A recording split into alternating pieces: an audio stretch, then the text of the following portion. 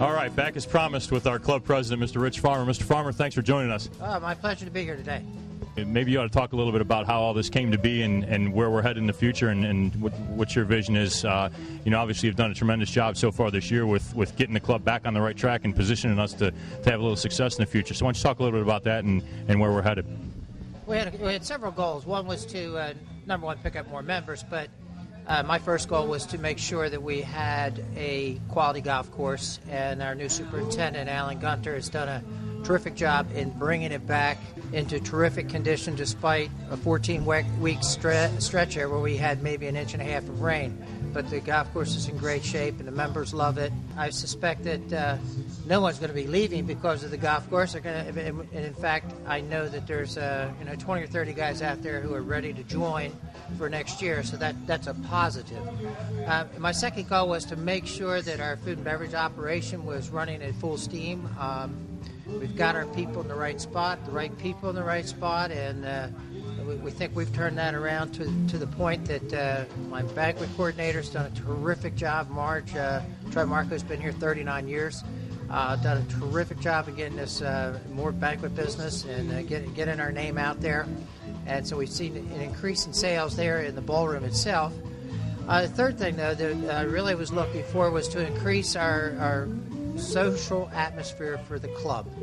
That's something that I think other clubs don't offer, and that's one thing I think we do offer. We've been offering live music every Friday night in our member lounge since probably last September.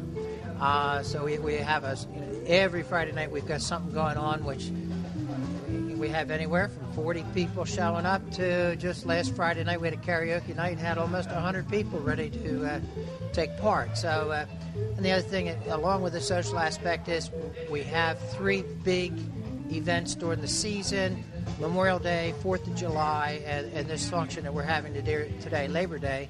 We bring in live music, live bands, and we offer a nice holiday buffet for everyone. And then lots of activities for the kids, including, the pool, but we have moon bounce and a train ride and face painting and all those kinds of things that make this a special atmosphere for families. So I think what we have to offer is just tremendous. I think, to be honest, I believe we have more to offer here than other clubs do. And the best thing's going to be, we on the board of directors will be looking at our dues structure just in another couple of weeks, but we're going to offer dues that are affordable to the point that I can't comment on those dues yet because I don't have it set, but they're going to be well under what any private club is offering in the Delaware Valley area. And that's going to be a great factor for our club because more members mean more business in our grill and in our lounge, more functions, and it just all that translates into more dollars. So what we don't charge in dues, as in the old days, we're going to be a little bit like Walmart. We're rolling our prices back, but we're going to increase our member participation to the point that I think that people are going to say, "My God, what a great deal Cavaliers is! What a great facility! What great people we have here working for us!" Dave is, one of the best professional players in the area and a great teacher, and all the programs we offer for golf and social. This is going to be the place to be in 2008. I just cannot believe that it won't be. Yeah, I think I can speak for all the department heads here and all the members when I say you can see that Mr. Farmer is very dedicated in what he's done over the past 2 I would say year as president, but even before that, just getting the club headed on the right track, focusing on the right things, member programs, social activities, everything to get our membership involved and get them proud to be a member of Cavaliers Country Club. And I think we've succeeded in that, and I think we're moving forward in that direction and only see good things for us in the future. Oh, absolutely. And, of course, we have some key members that are just helped us out tremendously. And first of all, Timmy Qualls, who runs this program and has this channel, is just he has just been a force in getting us entertainment and pushing new ideas. And he and I we've argued once or twice about, all right, is this the right thing or the wrong thing? But we always come to an agreement, and his ideas are terrific, and he's been able to get us some top name entertainment in here.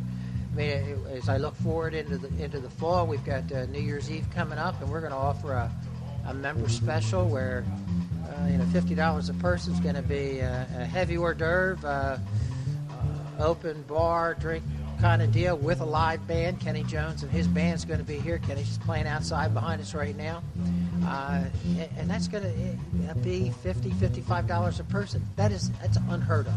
So I think that's going to be a terrific thing for us. But we're just going to keep moving.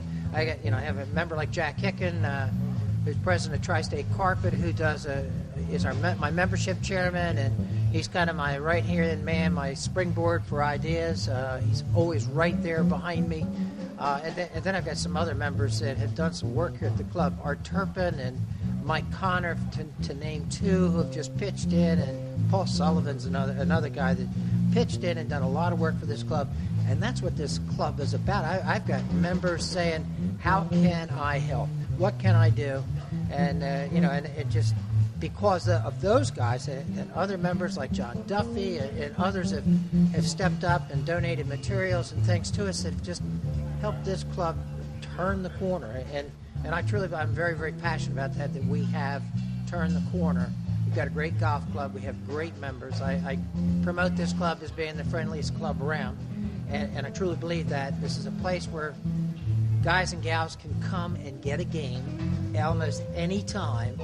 And it's not like it's a high-stakes betting game, but there's always action here. There's always people to play with. And that's what makes this club a little bit more special, I think, than other clubs. So we're going to keep moving in that direction. Mr. Farmer, thanks for joining us very much.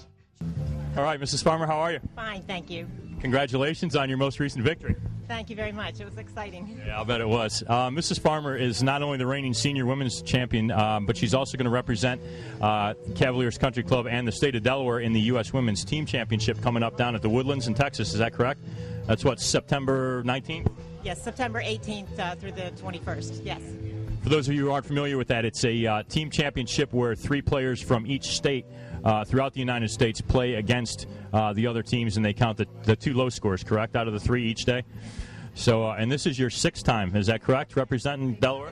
They've had it 7 times, and this is the 6th time I'll be going. I wasn't eligible the first time. So that's a pretty amazing achievement based on where you've come from, and the state of your game is just tremendous. And why don't you talk just briefly, we have just a minute or two left, but talk briefly about the state of women's golf in Delaware and where you see that heading.